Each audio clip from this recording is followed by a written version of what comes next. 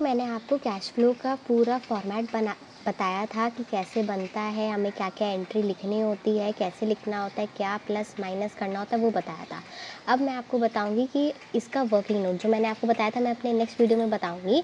वो ये है कि net profit and loss before tax, ये जो वर्किंग नोट 1 हम लोग जो कंपल्सरी मैंने आपको बताया था, ये कैसे निकालते हैं। आपको कैश फ्लो में ये सबसे पहले बनाना ही पड़ेगा, ठीक है। तो ये कैसे बनाते हैं, इसका वर्किंग नोट कैसे बनता है, ये हम देखते हैं। अभी हमारा वर्किंग नोट 1 है, ठीक है। इसमें सबसे पहले हमें लिखना होगा calculation of profit before tax. Working note हम जब भी बनाते हैं ना, तो हम क्या चीज़ का वर्किंग नोट बना रहे हैं उसमें सबसे पहले हमको ये लिखना पड़ता है, इसका मार्क्स मिलता है, ठीक है। नेक्स्ट आता है प्रॉफिट और लॉस ड्यूरिंग द ईयर। ये हम लोग को एडजस्टमेंट में दिया होगा, उसमें से हम लोग को ये निकालना पड़ेगा, ठीक है। अब इसका भी है, इसमें ना कभी कभी 2 देता है, तो इसमें होगा क्लोजिंग माइनस ओपनिंग, ठीक है। तो ये हमें ध्यान रखना है। उसके बाद हम उसमें ऐड करते हैं, हम इसमें ऐड करते हैं ट्रांसफ़र टू रिज़र्व। ये हमें सब कुछ बताया होगा कि क्या कुछ रिज़र्व ट्रांसफ़र हुआ है कि नहीं, तो हमें उसे पढ़ के करना है कि ये इसमें ऐड होगा कि लेस होगा। ट्रांसफ़र टू रिज़र्व ऐड होगा। फिर आता है propose dividend paid during the year. मेरे वर्ड पे ध्यान रखना, propose dividend paid during the year. अब प्रपोज डिविडेंड क्या होता है? प्रपोज डिविडेंड वो होता है, वो डिविडेंड होता है जो हम लोग को पिछले साल पे करना होता है, पर हम लोग इस साल पे करते हैं, ठीक है। तो फिर ये propose dividend paid during the year, मतलब इस साल जो हमने पे किया है ना, हम वो ऐड करेंगे, या अगले साल जो पे करना है, या पिछले के पिछले साल जो पे करना था वो हम ऐड नहीं करेंगे, ऐसा क्वेश्चन आता है, ठीक है। और मैं आपको बहुत डिटेल में बताऊंगी कैसे और भी इसमें आता है, तो वो आप कैसे समझ के उसमें ऐड कर सकते हो, ठीक है। फिर आता है interim dividend paid during the year.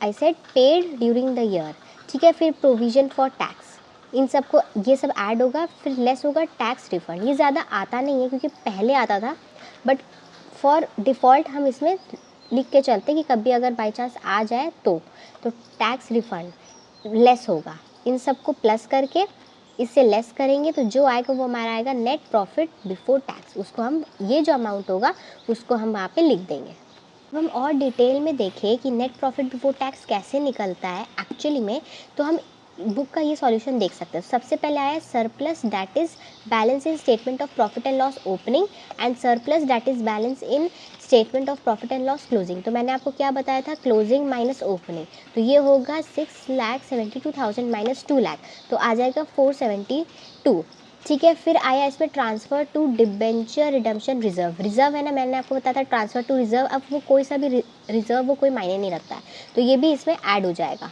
ठीक है। फिर आता है propose dividend for the previous year ended 31 मार्च 2018। अब इसमें आपको ध्यान रखना है, मैंने आपको क्या बताया था, पिछले साल का हम इस साल में पे करते हैं, ठीक है। तो ये कौन सा साल है, 2019। कौन से साल का पे करेंगे, 18 का, तो ये ऐड होगा। इसमें अगर 17 दिया होता ना तो ऐड नहीं करते, हाँ मेरे वर्ड पे ध्यान देना, 17 होता तो ऐड नहीं करते क्योंकि वो पिछले के पिछला साल हो गया, वो नहीं लेंगे। ये साल 2019 है तो 2018 का लेंगे, ठीक है। अब नेक्स्ट है interim dividend paid during the year, ये भी ऐड होगा। फिर है provision for tax made during the current year, add होगा। टैक्स रिफंड है नहीं तो उसको स्किप कर देंगे। इससे इन सबको प्लस करेंगे, जो आएगा वो हमारा आ जाएगा नेट प्रॉफिट बिफोर टैक्स, ये, ठीक है। एक और देखते हैं, इसमें दिया है surplus balance in payment, surplus balance in statement of profit and loss opening, surplus that is balance in statement of profit and loss closing. अब हमें पता है इसमें होता है क्लोजिंग माइनस ओपनिंग, पर इसमें तो नेगेटिव है, उससे हम लोग को फ़र्क नहीं पड़ता है। हम क्या करेंगे, 5,40,000 माइनस ये 2 लाख है, यानी नेगेटिव में है, नेगेटिव डाल देंगे। कितना आया, 740, तो यह हमारा जाएगा 740, ठीक है। नेक्स्ट हमारा है propose dividend for the year ended 31 मार्च 2018, ठीक है। और लिखा है propose dividend for the year ended 31 मार्च 2017। ये मैंने अभी आपको बताया 18 है, ये साल 18 है, तो फिर उसका पिछला साल कौन सा हुआ, 17। ये 18 है ना, नहीं लेंगे, इस साल का नहीं लेंगे, पिछले साल का लेंगे।